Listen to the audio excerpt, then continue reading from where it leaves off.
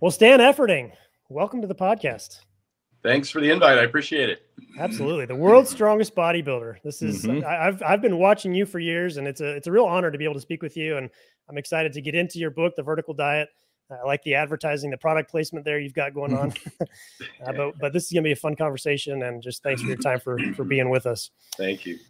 Just for our listeners, so we've read through the Vertical Diet book, but for our listeners, can you give us a background on maybe what brought you to this point in terms of the vertical diet? What's different about the vertical diet compared to a lot of the nutritional approaches that are already out there? You know, I came from a background of training bodybuilder, figure, physique, bikini, going all the way back to the late 80s. I'm almost 55 now, and I've been competing since 1986. And back then, it was a lot of over restriction. And of course, we see that now too. We see these very restrictive diet plans that we demonize a lot of foods, and it resulted in a lot of health issues for the women and men that were competing. And then I also competed in powerlifting. I went back and forth from dieting down to single digit body fat to bulking up to sometimes over 300 pounds in the off season to compete in powerlifting. And so I've gained and lost over the last 30 years, probably in excess of 1,000 pounds, albeit intentionally, trying to get big to powerlift and to get really well conditioned to bodybuild. And I learned on both ends of the spectrum that, obviously the way you eat has a lot to do with your health throughout this process. And so the vertical diet was really intended to be more inclusive than what was traditionally the guru or, the diets that were common in the restriction industry, which is now kind of permeated its way into the general public, unfortunately. All those egg white and tilapia and broccoli diets that were excluding red meat and dairy and fruit and even sodium. All those diets have now become kind of commonplace and copied by soccer moms who ultimately end up with the same problems. There's over restriction and the female triad, anemia, chronic calorie restriction, amenorrhea, cessation of the menstrual period, and calcium loss, which is a huge problem, of course. And so the vertical diet was intended to be more inclusive. It was intended to let people know that they could, use a broader range of micronutrient dense, easy to digest, very micronutrient dense foods, and achieve the same goals and focus mainly on compliance, making something that's simple, sensible, and sustainable. And then, of course, just general health and long-term adherence. So I know that doesn't get down to specifics, but I'm sure we will. But that was kind of how it was born. Was really out of trying to do the opposite of what the diet industry had been doing. Did that entail a lot of experimentation on your part with you since you were competing? Was this kind of a first person, hey, this really worked for me, and then start testing it on others? Yeah, well, and of course, education. I went to college and studied exercise science and nutrition, and so, and then I ultimately partnered with a PhD RDN who was the director of dietetics at UNLV, just to make sure we were providing science-based information. And of course, with social media, we don't see too much of that. There's, if you hunt around, you can find some really good, qualified folks, but the vast majority of it is really most of this fear mongering and over restriction. But yes, both with myself and my clients, I experienced a lot of the problems with over restriction and loss of energy and libido and reduction of testosterone with the women, of course, as I mentioned, the female triad, and then even on the other end of the spectrum, the vertical diet talks about mitigating all of the problems that are associated with being overweight and overeating amongst the powerlifters and the strong men, and even the large, football players that I've worked with, and the metabolic syndrome, the fatty liver disease, the high blood pressure, high blood sugar, high cholesterol, all of those things that are associated with weight gain. And then I just try and talk about ways that you can adjust your diet such that you can avoid or minimize your exposure to those kinds of problems. Yeah, one of the things that's most interesting to me, I think, is the psychological side of this thing. And you know, when it comes to eating, and this is a question that I try to ask anyone that's in the nutrition space, because I think it can go overlooked. One of the things that in reading your book and you talk about adherence and sustainability, it's really the psychological piece. I mean, we could technically, in general, physically pick up the food and put it to our mouths, but for whatever reason, there's this psychological block. So can you speak to maybe what the common barriers are in the folks that you deal with, and then some of the strategies that you use to overcome those? The biggest one is satiety. The number one reason that people fall off of diets is they get hungry. Yeah. And that's what causes them to revert to their old eating habits. And willpower is not a good strategy to combat that. Trying to white knuckle hunger is a bad idea. And as we know from recidivism, from people's weight regain and lack of long-term weight loss adherence, it's not a very effective method just to kind of try and eat less and move more, which is, I like to say it's truthful, but not useful. And so what we like to do is work on people's satiety and kind of get in front of it, meaning get in front of the subconscious or get ahead of the hunger signals. And we don't have a lot of tools in our toolbox, unfortunately, for that. But there are definitely some things that you can do to reduce hunger. First and foremost, of course, is eating more whole foods. They just provide a better satiety benefit. If you had to put your finger on the number one cause, or probably the cause for the excess weight that we were experiencing as a society, it's really overconsumption. It's really we're eating too much. And the main source of those calories is highly palatable, ultra-processed foods. That's your fast foods and your processed foods. We look at research, and it suggests that we tend to overeat those by as much as 500 calories a day, simply because they're so palatable and easy to overconsume, and they don't provide any satiety benefit. So the tools we use in the toolbox are try and eat more foods. Obviously, sleeping more is a huge component, because then you get the hormonal release for ghrelin that causes hunger. You get insulin resistance. You start burning more muscle than fat, even when you lose weight with lack of sleep. So those are all good strategies. Getting more sleep is an important strategy. Getting more protein in the diet, particularly for women. They tend not to get enough protein. It's very satiating. It has a high thermic effect of food, which just means that it burns calories to digest it. So for every 100 calories of protein that you eat, you only net out about 70 because it costs 30 calories just to break it down and digest it. Higher fiber, obviously, is associated with more satiety. And then there's high satiety foods. There's an index that people rate how full they've felt after eating particular foods, and things like boiled potatoes and oranges. Again, whole foods, low sugar or fruits, like I mean, oranges, berries, blueberries, strawberries, raspberries. They're high in fiber, high in water. They tend to satiate you. So those are some strategies we use, but also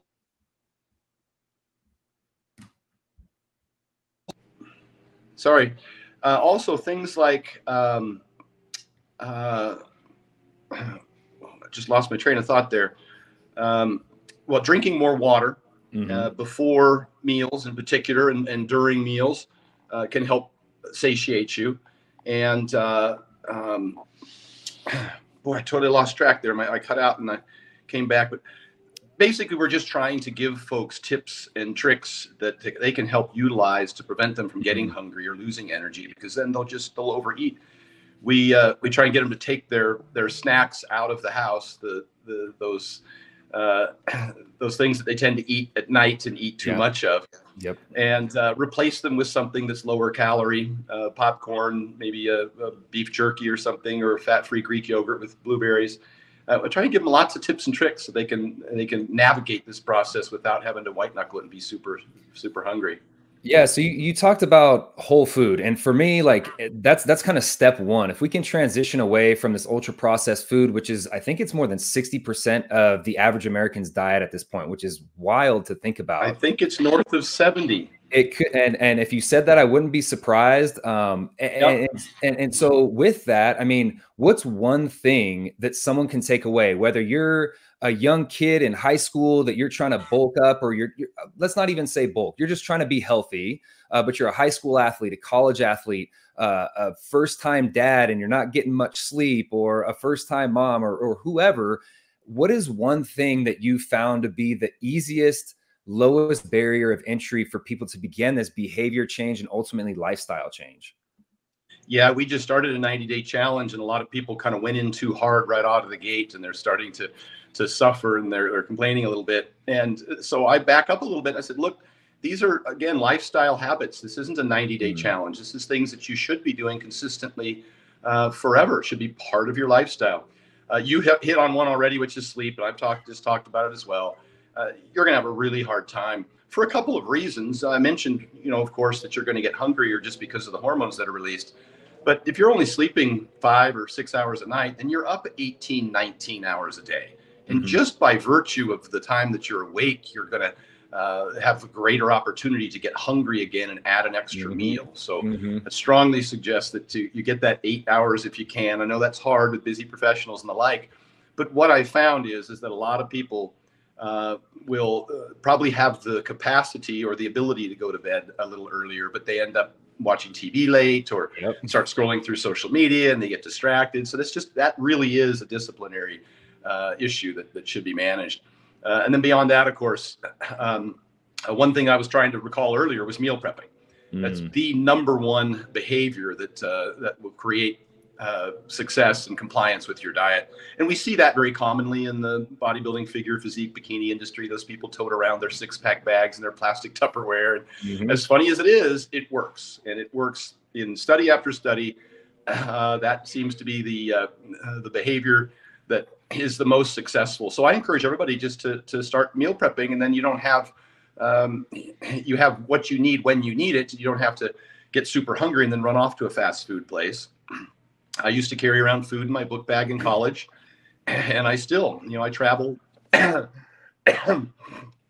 travel all over the world. I've been in 12 countries in all 50 states in the last 4 years, and done over 200 seminars. And I take my meals with me everywhere I go. I don't have to eat at airports or room service or fast food. I've got everything I need, whether I'm rolling a Coleman cooler with 30 meals because I'm gone for 5 days, or I'm just stuffing, 10 frozen meals in my check bag, and going somewhere and staying at a place with a microwave. And I use this thermos a lot, this little 24-ounce thermos off of Amazon. It's $20. And I'll get up in the morning and I'll make breakfast for myself and the kids, but I'll make a lot of extra food of the sort that I'm going to eat during the day. And then I'll portion that out and I'll put it into these little thermos where it stays hot for 12 hours. And I can put a couple of those in my backpack and go about my day, and I'm good. And this is very popular amongst police, fire, and ambulance, amongst, say, nurses and doctors, even, say, a soccer mom that's a real estate agent working out of the trunk of her car and has to drop her kids off at school, go to work all day, pick them up, take them to an event after school. That might otherwise be interrupted with a variety of visits to fast food places, or the kinds of stuff you find at the office, the donuts and that kind of garbage. And so if you've got your meals and they're nice and warm for you and they're in a convenient thermos, hell, we send our kids to school with those all the time. Why wouldn't we do it for ourselves? Yeah. And so that's been a very, very effective method, probably the most effective that people are. I have to say it's kind of life-changing. And I don't say that about very much in this industry, but when you plan ahead and you've got something that's what you need when you need it, and it's right there nice and convenient, your compliance greatly improves. And secondarily to that, I think people overestimate the amount of exercise that they need to do in order, because the research suggests it's not terribly effective for weight loss, great for health. But it seems that the more exercise you do, compensation takes over, and you end up sitting more and eating more as a result of being tired. And then you lose out on the other, 23 hours a day that non-exercise activities should be utilized for fat burning. And so people will actually go to the gym and try and train really hard for 30, 40 minutes. And then they'll just sit more during the rest of the day. And it's kind of a right pocket, left pocket. So I actually don't prescribe, very aggressive training programs, particularly for people that are trying to lose weight, I just get them to get out their step counter and try and start accumulating more steps wherever they're at. If they're at 4,000, go to 5. If you're at 5, go to 6. Work your way up to 10. Take a 10-minute walk after meals. Get those steps in every day and just being more active and probably more productive. And certainly in terms of compliance, the 10-minute walks after meals is much more likely to be accomplished than, say, having to get changed, get in the car, drive to the gym, put 40 minutes in on a treadmill, which, as mentioned, is not terribly effective. It's not sustainable. It's not enjoyable. I don't recommend it for any of my clients. I really don't. And, the best exercise is the one you'll do. So the caveat there is, if there's something you enjoy doing that's an activity that you commonly do, please do it.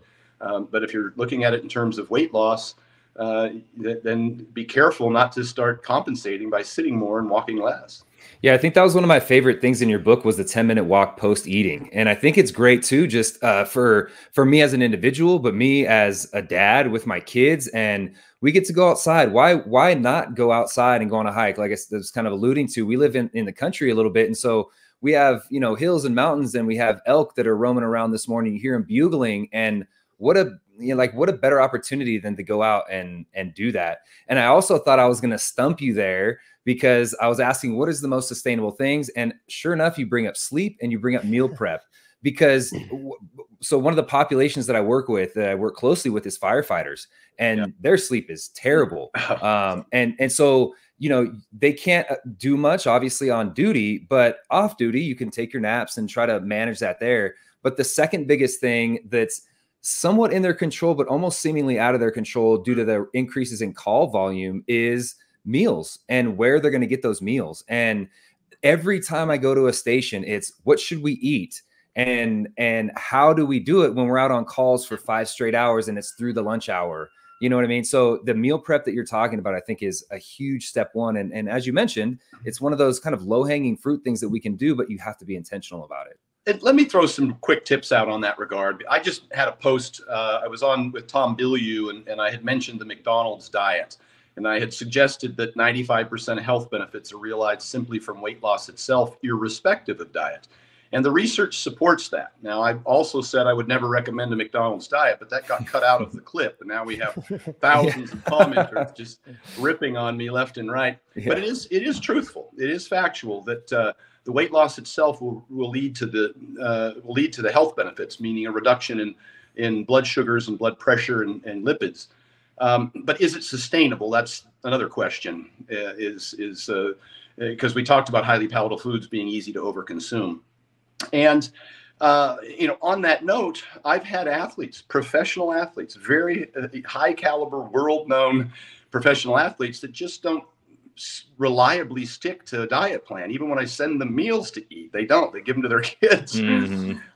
And they just go to fast food places as a matter of convenience. And I've seen this since high school and college. I was a high school soccer coach, and I worked with the University of Oregon track and football teams. They just go to fast food places. And I know it's convenient. And so what I've done in response to that, because don't let the perfect be the enemy of the good, and you have to work within people's preferences. I've actually pulled up menus off of fast food places that my clients like to frequent, and just picked the items on the menu that fit their macros, of all things. And usually what I shoot for is a 2-to-1 protein to fat ratio. I'm in a pretty good place if they can do that.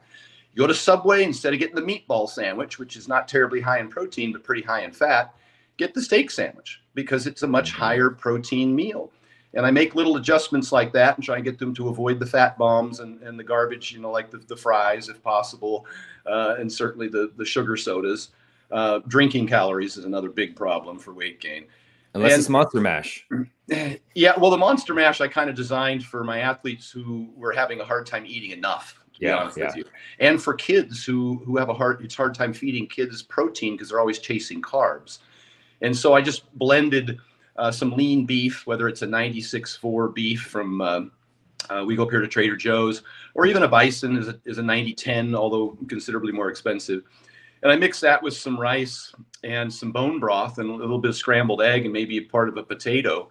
And I just mash it all up together with the bone broth, and it's moist. Mm-hmm. I kind of like it a little soupy, kind of like the old espresso soups, Progresso soups that Mom used to throw together when you were a kid. Uh-huh. But it's just easier for my athletes who are, they're very busy, very active, maybe don't have enough of an appetite to fuel their workload, or it's summertime and they're out running. And like Lane Johnson from the Philadelphia Eagles had a hard time eating enough calories to maintain his weight. And of course, I worked with Hafthor Bjornsson and Brian Shaw, the world's strongest man. And so they could just eat, mechanically speaking. I mean, it's just practically, right?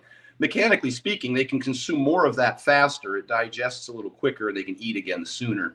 And then with my kids, if I put eggs and toast down, the toast disappears immediately and the eggs just sit there.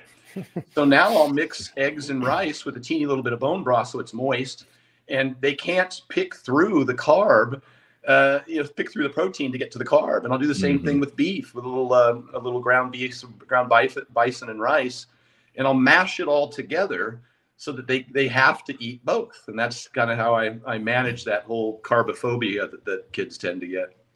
I love that inclusion, because that was one of the things I was wondering about is, do you have your kids eat the same way? And it sounds like you do. Yeah, I certainly try. And I'll tell you what, I'm no genius with kids, although I've got 3. The hardest part is just getting them to eat enough protein. And when I was at the NSCA's conference, their national conference in DC a few years back, the president of the NSCA, Jose Antonio, is a PhD in nutrition. He's the president of the ISSN, I should say, the International Society of Sports Nutrition. He has 2 college-age girls that play sports in college, and he got up there and the question was asked, "Hey, what do you feed your kids?" And I mean, there was 300 people in this room, and we were all leaning in there. It was like E.F. Hutton started speaking, and it was just dead silence, and we all had our notepads out, and we wanted to hear what obviously the president of the ISSN has to say about children's nutrition, particularly for athletic children, which we all would hope that our kids were athletically inclined or involved in some sort of physical activity. And he said, get your kids 1 gram of protein per pound of body weight, and don't worry about anything else. And that was it. End of discussion. And so, I kind of just do that. And I try to get them a variety of foods. I'd like to get them an egg every day. I'd like to get them a little bit of beef every day, just because of the iron and the B12 and the zinc. I'd like to get them a little bit of dairy every day, whether it's yogurt, and I have to mix it with something so it tastes good for them, like a little yogurt orange juice drink or something. I try and find ways that I can hide what they need so that they can taste what they want. Right. I mean, over and over, I'm hearing the same theme, which is it's the basics. We're dressing them up maybe a little bit differently, but it is a way to achieve those basics. And one of the things that I love about, one of the quotes that I really enjoyed in the book is the compliance is the science. And you've talked already about adherence. That is the best diet is the one you're going to stick to. The best exercise or workout program is the one that you'll do. As we kind of talked about sleep, I'm curious, what are some of the habits? So that's one of the things habitually we kind of look at. What are the habits that you develop to exercise or eat or sleep? And sleep in particular, I'm curious, what are some of your sleep habits that you found to be successful in getting those 8 hours? And we see that so much from research as well as practical, the importance of sleep. Yeah. Oh, it's huge. It's huge. Physiologically, if you want to try and prime your body so it's most optimal in terms of its hormone release for sleep, kind of the first tip is to get up at the same time every morning and get exposed to sunlight. And in the wintertime, I lived in Seattle for 20 years. We used like a 15,000 lux light that I got off of Amazon. They're not terribly expensive. And sometimes you got to get up in the morning when it's dark every day and just sit and eat breakfast in front of that light. But even if you get outside on an overcast day, it's more beneficial than being inside in terms of just starting your circadian rhythms. So at nighttime, your body's ready to go to sleep. It's build up that sleep pressure, has the amount of melatonin release that you need. And then avoiding napping for a long time or late in the day. If you're going to do a nap, it should be brief and it should be earlier in the day, noon or 1 at the latest, maybe 20 minutes. Obviously avoiding things that are going to keep you up late at night, caffeine or anything that's going to be a stimulant that might keep you up at night. And then it's about setting up the right environment. Cool room, quiet room, dark room. There's blackout blinds, turning the air conditioning down, wearing headphones if you need to. Just try and create the environment that's conducive to sleep.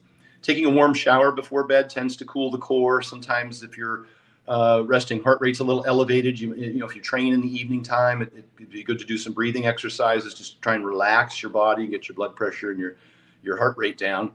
Also, another one that's been replicated in studies as being beneficial is is a worry journal. Just you sit down at night, just write down some of the things that are stressing you, or some of your to-do items for the next day, so you're not sitting there laying in bed going, oh, don't forget, like we all do. And then also the big one is avoiding those blue lights, avoiding the TVs, avoiding your phones. And beyond even the light, when you get into your phones at night, that starts to create stress, particularly if you're watching any of the 24-hour news channels. That's something that you should probably avoid every day, all day, as opposed to just the evening. And maybe checking emails, all those kinds of things just tend to excite you to a point and create emotion and potentially stress, and that would be best avoided in the evening time. I ask people, my clients, to set an alarm to go to bed, not to wake up. And then it's just, hey, it's bedtime. Let's shut it down. Turn the TVs off, turn the phones off, turn the lights down, dim. And just if that last hour or two that you're up in the evening is reading a book or taking a walk or just relaxing, would be ideal. And that would help you get more consistent sleep. So you talked a little bit about kind of making yourself tired, but we also have touched a little bit on, you don't need a bunch of training. So what are some ways that you found to kind of get yourself tired, or maybe clients that aren't doing as much training? Because I know for me, when I get a vigorous day of training in, I'm always ready for bed at night. But on the days that I don't train, I kind of find myself floating into the 10 o'clock, into the 10:30s and so on. Yeah. So are there some strategies maybe to kind of force yourself into being tired? I know being off the screen is probably one that we could all agree upon. Do you have any other strategies for that? If you're not training that day, I would still suggest that you get those steps in. Just getting those steps in, staying on your feet more during the day, you'll certainly be ready to sleep at night. If you look down, you've gotten 10,000 steps. That's a decent day. That you have to be deliberate about that. Whereas, a lot of us who are pretty active, like in sports, like you say, and going to a gym and exercising, we don't really think about the number of steps we get in. It's never really a consideration because we're fit and we train hard. But I'll tell you this, and the research shows this as well, when you stratify fit people who train, and you look at that group, those who train, who move more during the day have better health outcomes than those who train once a day. Yeah, we're seeing that in the research now, that and also it suggests that those who have the highest VO2 max and the highest strength, irrespective of the training that they do, have better health outcomes, even if somebody trains more than them, either whether it's cardio or lifting. The ones who get the most out of the training, if that makes sense. If it's a difference between exercise and training having a very deliberate outcome-focused result. A lot of people go in and they exercise and nothing is measurable or progressible. And really it's the end result of that training that matters more than the training itself, if that is clear. Yeah, definitely. And another thing on sleep, because I think we could camp out here for probably this whole time we're together because of how valuable it is and what it offers us, right? Not only just like mental restoration, but the physical benefits that we get from that. How do you, and you talked about social media, and I mean, you've done a great job of managing that. How do you do that on the sleep side or on the night side? Do you, shut off, do you set your alarm for going to bed and you're like, hey, it's 8 o'clock, no more social media, no matter what, even if whoever DMs me or whatever that is, like, how does that work? And how have you managed that? 100%. You got to shut it down. You got to find a time at night, at least an hour before bed, that you can shut it down. Otherwise, you're just working 24/7. I work obviously online a lot.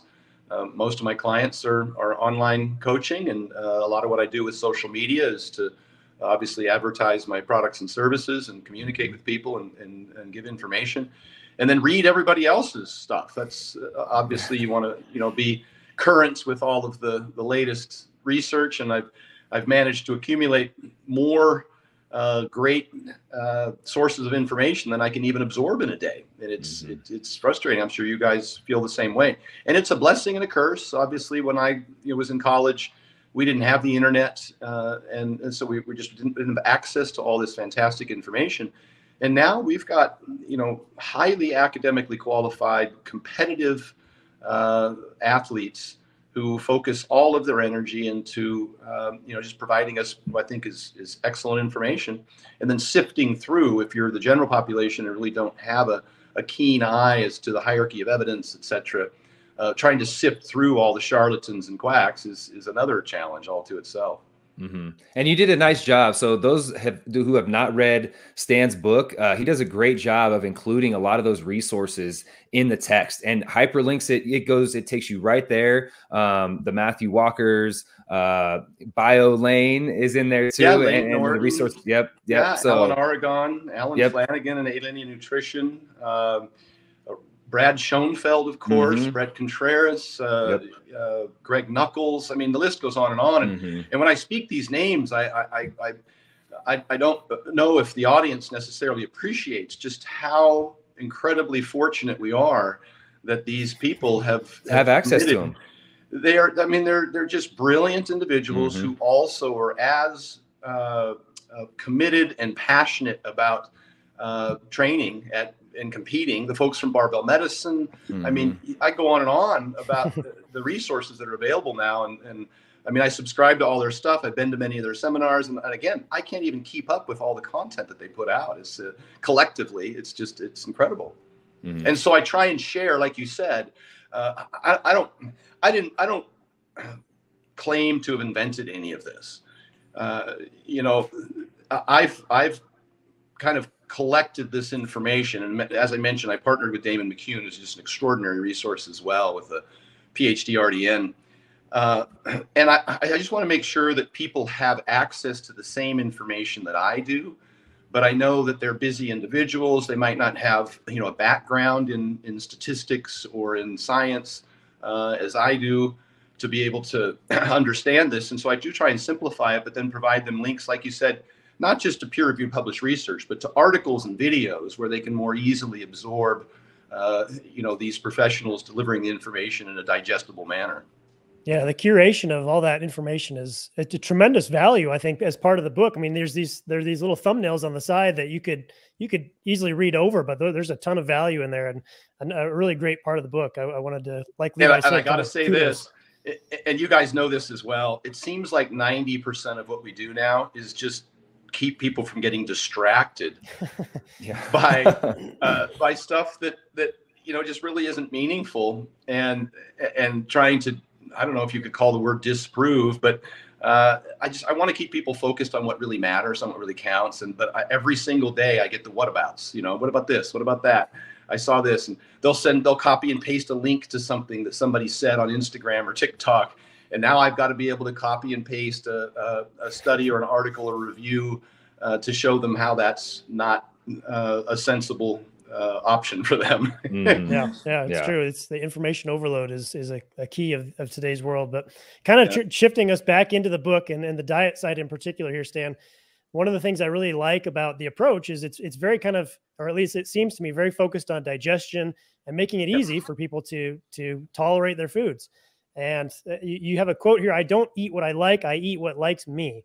And I thought that was a very interesting way to phrase that. And it's typically, you said 1 hour after eating. What are some of those signs and symptoms that you're looking at to see if a food agrees with you or not? Yeah, I said I don't eat foods I like. I eat foods that like me, and I make that decision about an hour after I eat. Yeah. And maybe some people get used to eating. I hate to use the word junk food, but maybe they get used to eating a lot of different fast foods and stuff, and they don't have the same problems I do. But ever since I was a teenager, when I ate certain foods, they would give me gastric distress, and I wasn't ever diagnosed with, IBS or IBD or anything like that. But there were certain foods that would just, for lack of a better explanation, would just give me diarrhea, and that's kind of how I judged. And I also put, a chapter in there on how to, look at how to identify and investigate your stool. Yeah. Yeah. I mean, and how does your stomach feel? How do you feel? Brain fog, how's your energy levels? And of course, some of that tiredness can just be associated with the total calorie load, irrespective of the macro content. I know some people like to think that it's just carbs, but it's usually calories first that can make you a little tired. And everybody's different. And so I just kind of want you to listen to your body. There are diagnosable conditions that a gastroenterologist should probably be seen. If you have, say, severe painful gas and bloating and are diagnosed with IBS or IBD, then you should get a doctor involved. And then I did discuss the FODMAP diet, the fermentable oligodimonosaccharides and polyols. And that's out of Monash University in Australia, and they've utilized that diet as one of the most researched and effective. About 60 to 80% of the people who use that diet experience a significant reduction in symptoms from excessive gas and bloating and pain from those foods. And so I did introduce that as a potential intervention, say an elimination diet, which would be commonly recommended by a clinical nutritionist for those kinds of painful experiences. And then once you see some relief, then you can maybe start to introduce those foods in smaller amounts. But I'm cautious to say it's individualistic. Not everybody has these problems. I don't want to demonize foods. It's not a good food, bad food conversation. Dose matters, how much of these foods you eat and how that affects the individual. How it's prepared matters, whether you cook it well enough to where it decreases the amount of gas that you experience. And then it can be cumulative in nature. You might be able to eat some of this on Monday and on Tuesday. By Wednesday, you're having symptoms, and you don't really attribute it to that particular food because you'd already eaten it 2 days prior. And so it just kind of gives you a list of foods that are more likely or less likely to cause gas and bloating or irritable bowel syndrome. And I put that in there. I also use that strategically, much to the chagrin of the nutrition professionals, for weight gain by eating more processed foods that are foods that are easier to digest in massive quantities. When I've got clients that have to eat 5,000+ calories a day, or 6 or 7, just to fuel their mass or workload. And I work with a lot of those people, as mentioned. Then they probably can't pound down mountains of oatmeal or bread or spaghetti, because it can really start to accumulate and be hard to digest. And so we're looking for easier to digest foods, and most of the calories north of 4,000 is probably just white rice with a little bit of dextrose on it, and some fruit juices. It's about the last 1,000 or 2 calories. When you're comparing a diet for someone like a Brian Shaw that you mentioned, I can't imagine how much food that guy has to put away, versus someone who's trying to lose weight. Maybe it's that soccer mom that we mentioned earlier. Correct me if I'm wrong, but it seems to me that the foods themselves are pretty much similar. It's just calorically different, and maybe some different macros that you outline in the book. Agreed. And we can talk about that. Calories are king. Obviously, if you want to lose weight, you got to be in a deficit. And if you want to gain weight, you got to be in a surplus. The size of that deficit or surplus is important. Too big of a deficit, obviously, you might compromise muscle tissue and be too hungry to adhere. Too big of a surplus, you're just going to gain fat as opposed to muscle. So once you get past calories, you're going to look at those macros. And you're right, I focus on protein first. For somebody that's dieting, I'll probably keep the protein a little high, about 1 gram per pound or 1.2 grams per pound. And that might be per pound of goal weight if they're are significantly overweight. And if they're trying to gain weight, I can bring them down to, say, 0.8 or 0.7 grams per pound, simply because they're in a calorie surplus. And so the calories themselves are muscle sparing, and they don't need the additional protein, which is satiating and obviously has the higher thermic effect. So they don't net out as many calories as they want. And I use a variety of sources, as mentioned earlier. I try and get a little red meat in there. Certainly some chicken is fine. Eggs, dairy, just get an assortment so they can get all those micronutrients, the B12, the zinc, and the iron from red meat, the calcium from the dairy, obviously, the vitamin D, the choline and biotin from the egg yolk. So I get an assortment of different sources, some salmon at least twice a week for the EPA, DHA. I think those things are all pretty necessary for both groups. It becomes a little more important that the dieters are a little more strict. My weight gainers can do an 80-20. They can do an if it fits your macros or more flexible approach. But when you start restricting calories, in order to get sufficient micronutrients in and adequate protein, you got to be a little pickier about the using the more whole foods so that you aren't getting deficient in any of the obviously protein, but then the macronutrients. And then I work on, for the dieters, I'm working on satiety. And again, protein, fiber, drinking lots of water, eating high satiety foods like boiled potatoes and whole fruits. And for my weight gainers, now I'm using easier to digest foods. The dieters, I might have them eat steak because they've got to cut it and chew it, and it takes a little longer to eat and digest, and just that time span that you're sitting there physically, eating food takes longer. For my bulkers, now I want more easy to digest food, as I mentioned earlier with the Monster Mash, and then throw, like the difference between a 4,000 calorie and a 6,000 calorie diet for my bulkers is 6 cups of rice. That's really it. The 4,000 calorie foundation is all of the macros and micros that are necessary for both groups. The big one that's in there, if I want to talk about micronutrients, I already kind of generally said you want to get sufficient, iron, B12, zinc, cholium, and all those things, calcium. Potassium is probably the hardest one after females getting sufficient protein. Potassium is probably the next biggest item that you need in significant amounts, up to 4,700 milligrams a day. You have to be deliberate about the foods that you eat to get that much potassium. And it's hugely beneficial, especially for the guys trying to gain weight, in terms of controlling water balance and blood pressure. That's a big benefit, and certainly for performance. But like a potato is twice the potassium as a banana. So potatoes, generally fruit and yogurt, if you're eating those for your carbohydrates for the day, you're going to get pretty close to your 4,700 milligrams of potassium. And when you say potatoes, are all potatoes equal? Is it the russet for the Yukon Gold to the sweet potato to the yam? Does it matter?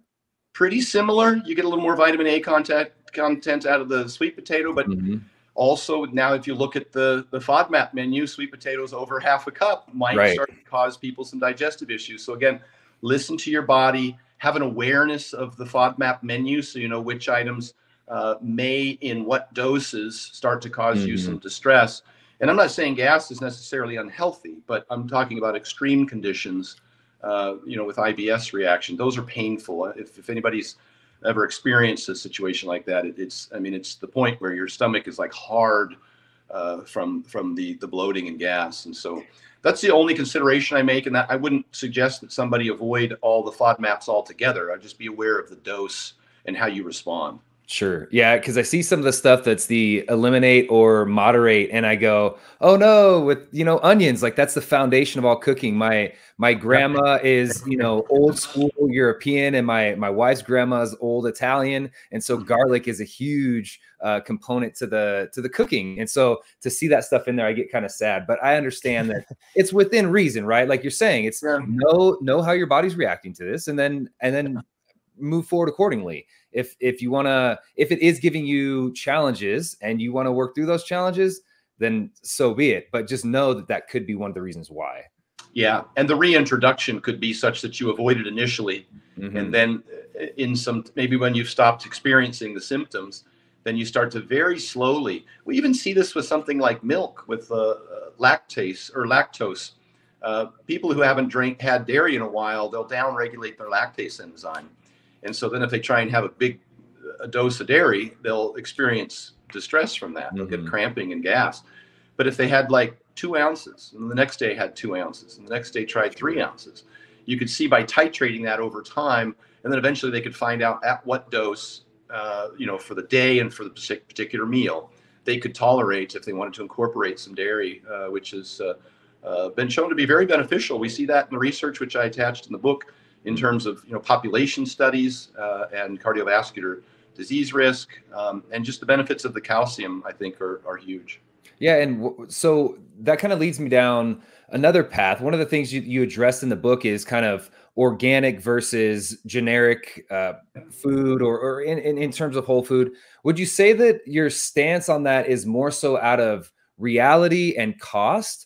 Or is there something to getting milk from a cow that you saw raised, that you saw be milked, that you saw be procured versus, non-fat milk that's, been heated, treated, and filled with sugar? Is there something to that, or kind of where do you land on some of that? Because I know there's the mom that wants to be super healthy and do everything organic. Can you kind of work through some of that? There is no meaningful difference between organic and conventional for general health. Some very minor differences, and usually those are probably more related to the individual crop and how it's raised. It's no meaningful difference for general health. There are chemicals used on organic crops.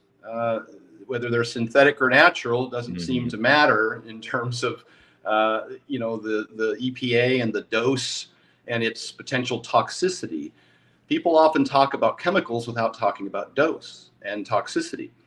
In some cases you would have to eat, or drink hundreds of gallons of a particular product, or eat, hundreds of pounds of particular product to ever reach a level of toxicity. I know people hate hearing this. The big picture is this: eating fruits and vegetables is a whole lot more important than fretting about whether or not they're conventional or organically raised, especially for a family on a budget who might otherwise avoid those for their family, for their kids or for themselves, thinking they were somehow quote unquote bad. There's a fantastic resource that I may have mentioned in the book, Food Science Babe. Young lady by the name of Erin, who's a food scientist. That's what she does for a living for both organic and conventional companies. She's not biased in that regard, but an excellent resource. You could just sift through her Instagram page and read post after post after post and very quickly understand that everything's a chemical. Dose is important. There's no meaningful difference in terms of whether it's organic or conventionally raised. And now if you want to get into an ethical argument as to where it was grown and whether it was shipped here, and an environmental argument, those are all different issues as far as the health nature of the food. And those are, conversations that can be had. Sure. I mean, I think the most important takeaway, and this is something that Andrew and I talk about a lot, is if the barrier of entry for you to eating whole foods is feeling like it has to be organic, don't let that be the barrier. That said, over a 10, 20, 30 year lifespan of this journey of nutrition, try to grow some of your own vegetables and see if they taste better or different. Try to raise your own eggs from chickens at your house, or know where they come from at the very least. But that doesn't have to be day one. That's down the road. You kind of go like, hey, I've now been a part of this food system, and not to get all hippy dippy on you or anything like that. But as people kind of progress in their nutritional journey, then go ahead and experience that. But don't let that be the thing that keeps you from making this big shift, which is more focus on whole food rather than this ultra processed food, as we talked about before. Yeah. And I think, Alan Aragon has an excellent book called Flexible Dieting that just demonstrates there are some big rocks and there's some things that are much less meaningful. Obviously sleep, regular exercise, maintaining a healthy BMI with a waist measurement that's within a healthy range. Those things will far exceed, getting sufficient protein and a variety of foods so that you have adequate micronutrients. But those things far exceed, as you mentioned, the difference between how or where it was grown. If that's a personal preference of yours, then that's certain. But don't discourage those who don't have the opportunity to make that choice. They might not be in your position financially or time-wise or economically to be able to make that decision. 100%. We're hearing from Levi the farmer here. Yeah, easy. Stan, one of the things that came to my mind is that anytime I read through a nutritional approach, knowing, kind of having worked with clients and seeing some of the struggles that people face, and you mentioned this in the book as well, of how often diets fail. Yeah. And that's one of the things that I think through is, how do you make adjustments? So once someone typically tries any new approach, there's going to be rapid changes in the beginning, whether it's exercise or nutrition, but primarily nutrition. But then they struggle long-term because either they don't know how to adjust or they overcorrect. What are some of the ways that you adjust some of those meal plans? You talked about, surplus or deficit before, but what are the strategies you use to adjust? Yeah, I think it's important to talk about that language. Most diets work, at least initially, out of the gate, whether it's keto or paleo or intermittent fasting or vertical or you name it. Most of them work. They all work for the same reason. Calorie restriction. Yep, that's right. When you go keto, you eliminate an entire food group. When you intermittent fast, you eliminate an entire meal. There's no magic to that, I know that people like to think about if you eat a carbohydrate that your insulin elevates and then you can't burn fat. In a calorie deficit, it doesn't matter. This has been studied extensively. The Stanford Diet Fits trial was a year long, over 600 people. And they found that once you control for calories and protein, where you put your carbs and fats is a matter of personal preference. It doesn't matter. When you eat doesn't seem to matter. There's some interesting research coming out in terms of chrononutrition and how when you eat affects sleep potentially, and how it affects postprandial glycemia, which is your glucose elevation post meal, and how it affects satiety. But if you control for calories, whether you eat 1 meal a day or 6 meals a day, there's no difference in terms of weight loss. Although in a protein restricted state, you might see a little more muscle loss. So that's something to consider. But if skipping breakfast or if skipping carbohydrates helps satiate you such that the diet seems least restrictive to you, then that is probably a viable method for you to adhere, and you will lose weight as a result of the adherence to a calorie deficit, not because of anything special or uniquely intrinsic to the diet itself. And I include the vertical diet in that. So that doesn't seem to matter. That's kind of on the front end. So yes, most people lose weight when they go on a diet. And you know, if you study successful weight loss, the weight control registry has tracked over 10,000 people for more than 10 years who have lost over 66 pounds and kept it off for more than 6 years. These are successful dieters. And the number one thing is 98% of them went on a diet. They had a plan. Okay, that's first most important thing, is a plan is better than no plan.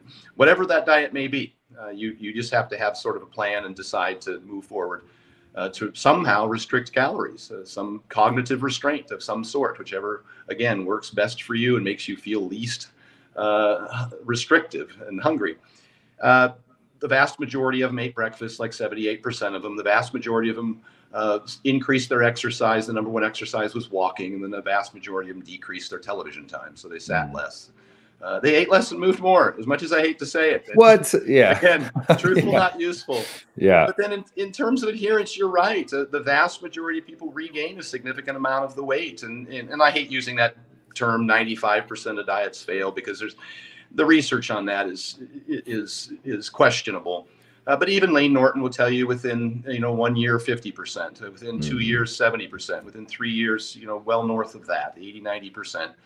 Of people tend to gain back some or all of the weight, and there are unfortunately those who over restrict and gain back more than what they lost, and that's really unfortunate.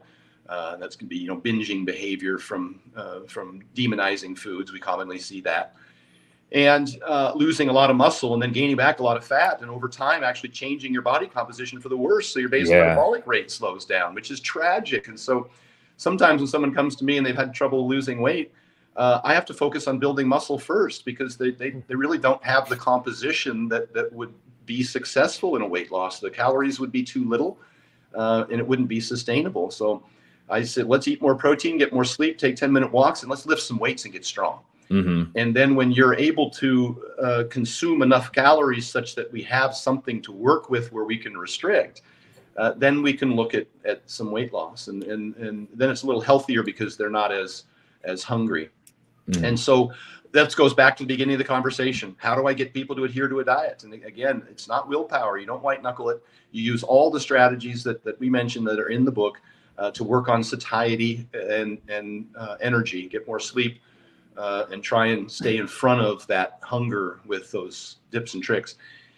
There is a medication that's been highly successful, that is supported by some of I think the most reputable doctors out there right now, Dr. Nadolsky and his group, and certainly Barbell Medicine and the rest, called semaglutide. And it's relatively new to the market in the last couple of years. The research is extensive, many years of research, as being reasonably healthy. And I'm the last guy to want to point people in the direction of using medical intervention, but the weight loss is so compelling and so important for your general health, as mentioned previously, that's for reducing blood pressure and blood sugars and cholesterol, that some people may need to utilize this intervention. And it's been shown to be more effective than just dieting itself. It increases satiety. It just makes you less hungry. That's all it does. It's very effective at making you less hungry. Mm-hmm. Yeah, some of Dr. Nadolsky's work has been interesting. I've been following him and seeing some of the results from that, and it definitely. I'm like you. I'm not the first to point at medicine, but it's like, oh, that's something to keep an eye on. That's interesting at the very least. Yeah, let's let that be the last ditch effort. But when you're extremely overweight or obese, you need an extreme measure to kind of counteract that. Especially later in life, hey, have one less soda a day probably is not going to get it done. I mean, it's better than nothing, but I don't know if that actually gets it done. And so some of those more maybe extreme measures are needed. When would you say a diet transitions to a lifestyle? Like, what is the life cycle of someone making this change, of wanting to get into better shape and kind of and truly imbibing this and then it becoming them? Well, hopefully when it's the kinds of foods they enjoy, the foods that they eat on the schedule that they're eating them, and can conveniently and sustainably incorporate that into their normal life. And that's, again, that would be kind of trying to get them to focus more on whole foods and consistently making those. It should taste good. It should be satisfying, both for palatability, and it should fill you up. We just find that a higher lean protein, fiber, fruit meal fills you up. It's almost, you almost feel like you're eating more and you're satiated, but you have fewer calories. And so we look at calorie density and satiety in making those decisions. And if people can start to utilize the foods that we've outlined in the book, we've talked about today, I think they would find that they felt as though they were actually getting to the end of a meal and feeling some degree of satiety, which is, of course, the feeling that we'd like to have when we eat, without overeating in calories in general. Yeah. Do you have your clients count macros or calories? I know you've got some in the book. There are some resources for calculators, but how much does that continue into that process? That which gets measured gets improved, at least initially. I mean, do we track our bank account when we write checks? And we should. We should. It's a balance. And obviously I've been doing this so long that I can just kind of eyeball it, and I'm in such a condition with such a workload that I don't have to worry about it as much as others. But I think that you certainly should have an idea as to what types of foods, the amount of calories in certain foods. You get the fettuccine Alfredo at Cheesecake Factory, it's 2,200 calories, And I get these questions all the time. Like, I might recommend people eat a top sirloin steak because it's reasonably lean. And it's pretty low in saturated fat in comparison to, say, ribeye. And you can get I think a 3-ounce top sirloin is going to be 130 calories or something like that. 6 ounces might be 250 calories. You go to Ruth Chris and get a 6-ounce ribeye with a stick of butter melted on it, and you got 1,500 calories. So oftentimes my client will ask me, can I order the steak here? And I'm like, well, it kind of depends on what they put on it. There's a lot of hidden calories, usually fat calories, butter or oil, in restaurant food that'll shoot your numbers through the roof. Yeah. In the beginning of the book, you mentioned the importance of blood testing. And there's an interesting quote in there that you said you believe blood testing is more important for natural athletes than those on PEDs. I'm curious if you can explain that. I'm curious why. And then the importance of blood testing and how frequently you do that. Yeah, I don't know if I would necessarily agree with that quote. It's been some time, probably 2 years since we actually wrote all this stuff in the book, but I just think it's important for everyone. And I'll give an example. I know the folks at Barbell Medicine disagree with this. They don't want people to create unnecessary pathologies, getting all these tests and then presuming that they need some sort of intervention that's probably not justified. But I've worked with a lot of athletes, and even the Olympic Training Center in Colorado blood test them. They tend to be deficient in a lot of things. Women in particular, I mentioned the anemia, very common in high school and collegiate females from chronic calorie restriction and avoiding red meat, that they end up with anemia and some sort of osteoporosis or osteopenia from calcium loss and bone mineral density loss. And that, I think, that can be horrible for them. The amenorrhea, the cessation of the menstrual period, sometimes doesn't come back for a year or more in some cases. And so in those instances, and those are natural athletes, And particularly at that age, for people who are working that hard, I really do believe that a blood test could start to sound some alarms for the parents. I was just in Arizona 2 months ago working with a high school softball team. And you wouldn't think, just softball girls. Sure enough, a couple of the girls on the team, when they got blood tests that I'd asked for, came up with anemia. And they were having all sorts of symptoms, which is why I recommended it. They were exhausted. They had their performance, their 40 times had decreased. They were just tired a lot. And so, we implemented an intervention, obviously a very, simple intervention. We just started including red meat in their diet. We combine a heme iron source like red meat with a non-heme iron source like spinach and some vitamin C, say from peppers or oranges. And then we avoid calcium in those high iron meals because calcium prevents absorption of iron.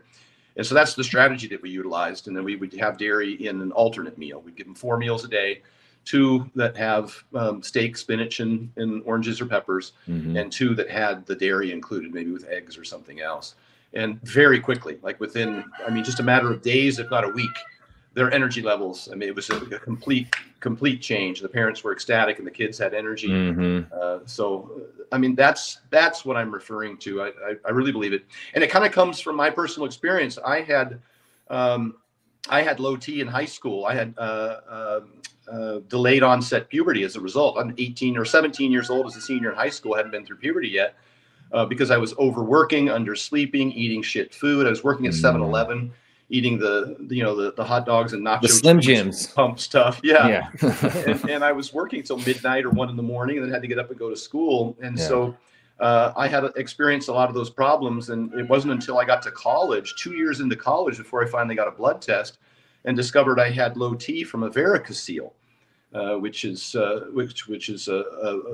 the veins in the testicles not draining, and so they'll accumulate there, and it decreased my testosterone production. So those are just another example, particularly in that very vulnerable, very critical adolescent time when you need to be accumulating things like calcium and iron and having those hormones available for development. That's why I like to see active high schoolers getting their blood tests. And it sounds like it's really about the deficiencies. Is that correct? 100%. Yeah. Okay. Yep. And so when you talk about these meals, you have a meal prep system. So can you share maybe how that works and get that out? I think of, like you talked about working with professional athletes and being able to provide that service. But for the busy families or, just in general, can you talk a little bit about what those are, what you offer and how to integrate those? Yep. I own a meal prep company and we provide meals nationwide. And I'm very cautious to say they're convenient and they taste good. It's not magic. I do a U prep or a we prep option in all of my diet plans. So you can make your own food based on, the recipes that I provide, or we can do it for you. But it's convenient. And so I've got meal prep in my fridge from my company that gets shipped to me every week. And if I don't have time to make a meal, or if I'm heading out the door on a trip for the weekend, I'll just grab 6 or 10 of those and throw them in my bag. And that's how I manage it. So I would never want anybody to think I was prescribing that because it was a business of mine. I just want them to have it as an option. I say the same thing about supplements. They're convenient and they taste good, particularly things like protein powders, just food in a can, and so I don't want anybody to think it's magic, but it's helpful. And I find that it saves me time and money as well, because anytime somebody thinks that meal prep from a meal prep company is expensive, I ask them to pull up their credit card and show me what they spent at fast food places that month. And you'll get them. You get them. Yeah. Oh yeah. I'll beat them every time. Indeed. Well, that kind of makes me think. You mentioned that you've got several of these businesses, Stan. You've been around for decades in the fitness industry. I don't mean to play psychologist here, but what continues to drive you? Because you've been at it for a long time, and you continue to really work hard and hustle at it. It's admirable, for one, but I'm curious, kind of what's behind that. I've been a competitive athlete all my life. And so that's obviously, I love training. I love lifting. And I've always said, if I knew then what I know now, I would have been a lot more successful a lot earlier with a whole lot less turmoil along the way. And so I like sharing the message. I like giving information. I have a lot of content on social media and on YouTube that's free content where I just try and get the message out. I take this position seriously. I think that when we have an audience to influence, that we have to be careful to provide good information. I haven't been right about everything along the way, but you know, I've quickly, I think, come up to speed on anything that I may have misspoken about in the past. And so that's important to me. I want to make sure that I'm a good educator and a coach and a teacher, which I've been kind of all my life as a personal trainer and coach all my life. But, you know, to make money when it was hard to make money in the fitness industry, it was difficult before social media. You just didn't have the platform and the audience, the worldwide audience that I've been able to accumulate. I ran a number of successful businesses, as you say, telecommunications, real estate, engineering firm. And of course, folks who saw me on Shark Tank know about the cooler. And so, you know, I've been blessed to have had some financial success and to have the time and the resources to pursue, you know, my sports. And then, of course, now to work with all the people that I work with. And so I mean, I love it. Now I'm raising kids. I have an 8-year-old, a 10-year-old, 21-year-old. And I want to, you know, I have a kids power hour every Sunday at my gym that I own here in town. And, you know, now we've got over 20 kids in there. It's like chasing chickens from kindergarten to college. I'm teaching them how to squat, bench, and deadlift and trying to get them all reps in a given hour. I've got like 5 squat racks, 5 deadlift floors, and 5 benches set up. And it's just crazy. It's just fun. I love it. And, you know, I appreciate that you recognize that it's, you know, it's a great opportunity, and it's something I'll probably be doing forever. I look at guys that are in their 60s, 70s plus, and anticipate that I'll be doing this, you know, for the next 30 years. I love that. You've been, I mean, that's you mentioned the kid aspect with your gym, and that's kind of where I'm going with this question is, are there habits or are there things, you know, you mentioned squatting and benching and deadlifting. What are some of those other habits, whether it be entrepreneurial or health and fitness wise, that you're now teaching to your kids? Yeah, you hit it's all the habits. I make sure they get to bed on time. I make sure that they eat as healthy as I can accommodate. I make sure that I set a good example with the 10-minute walks. That they oftentimes want to come along. I work out in the garage. They oftentimes want to come out and they see their dad lifting, and so that just kind of becomes normal for them. Getting them lots of activity. I take my little thermos to pick them up at school so they can stay at the park for an hour, and I've got a meal there. So I'm able to keep on a schedule with my needs for my nutrition to fuel my athletics still, because I still lift at a reasonably high level, and I've got some goals ahead of me still. But the kids, they see that those I walk the walk, and they see that that's how I eat, that's how I conduct myself daily with exercise and with lifting weights. And then I obviously encourage them to get involved in any sport they want to get involved in. And I take them to practice, whether it's dance or gymnastics or MMA. I make sure that they're involved in all those things. Yeah. So what are you currently doing for training? I mean, I see what you post, and you're squatting 600 pounds for reps, and it just blows my mind. So what is the current goal for you? So that's kind of the question specific to you. And then you talked about your kids seeing you training. How do you find the patience or the time and willingness to integrate them into the training as well? Because obviously you don't want to discourage that, but you also want to get your training in. So first question, what's your kind of current goal, and what are you currently training for? And then how do you fold the kids into that? Well, CT Fletcher invited me to come down in January and deadlift as a guest in his. Got to get ready then. And so the box squats and the good mornings are really deadlift accessories. I consider them to be somewhat low fatigue movements as compared to a full squat or a deadlift. And so, I strategically, at my age, designed my program to be a high stimulus fatigue ratio and kind of minimize a lot of the potential injury or DOMs or what have you, because I recover a little slower than I used to. But really, all those are just facilitating the single lift, the deadlift. That I want to do for CT. So that's kind of what I'm doing now. As for the kids, sometimes I'll do splits. I'll go and do my own thing, my heavy stuff by myself. And then that evening I'll do my accessories with the kids in the garage. And so it's not as, I don't want to say important that, sure. It's not as serious that my workout's the way it is. Yeah. And, I started the kids power hour just so I could have my kids in there. And then I posted it on Instagram, and next thing you know, a whole lot of other parents showed up. And then we sent out a flyer, and next thing you know, a whole lot of other parents showed up. So now we've got over 20 kids in there. Yeah. And it was really just so I could have my kids train. And that speaks to you and your desire to service the community and build culture too. Because I mean, I think that's a lot of that's how you get through. When we're talking, kind of bringing it back to nutrition, that's ultimately how you get through, is building a level of trust within your clients. And I mean, you see some of the messages that people share and you post those, and just the amount of gratitude that they have for that. But that's a sentiment to your desire to help others and to build this culture and community. So I think it's rad. I like seeing that stuff. So it's awesome. Thank you. And I got to tell you what, selfishly speaking, it comes back to me tenfold. I put out a over 2-hour seminar going through every piece of the vertical diet in Iceland some 5 years ago at Hafthor Bjornsson's gym. And it's now had, I think, somewhere north of 7 million views. And a lot of those people bought my book, and they bought my ebook, and I really appreciate that. And but it was free information. But as you know, I've discovered, I watch a lot of videos, and sometimes I have to rewatch them with a pen and paper. And sometimes even then I'll buy their book, because I need to have everything as a reference and a resource, because you know, I'm pretty simple that way. I need a checklist. And so that's how I set up my entire book, was using checklists and hierarchies of most to least important, and splitting things up, like high blood pressure quick fix kit, high blood sugar quick fix kit, you know, a cholesterol intervention.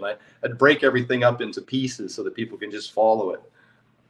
Yeah. And it is an easy follow. And I don't say that out of, oh, it's a simple thing. I mean, I think it's very user friendly, and that's ultimately what people need when they're trying to make some of these big changes, whether it's in their training or in their nutrition. Because again, it's that psychological piece. I think cognitively we understand that change needs to be made, or, oh, it's as simple as not eating this and eating that. But getting there can certainly be a hurdle for most folks. And I think that's kind of how we find ourselves in that situation, and kind of like this bigger picture.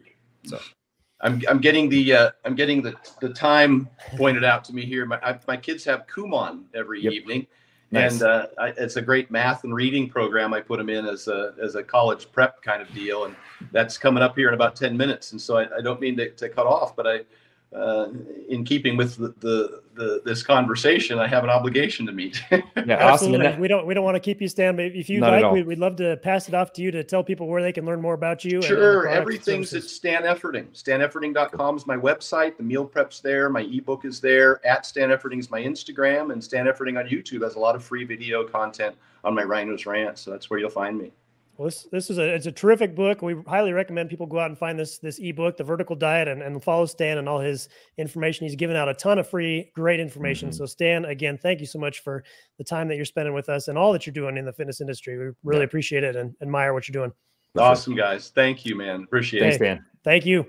Take care. Talk to you later.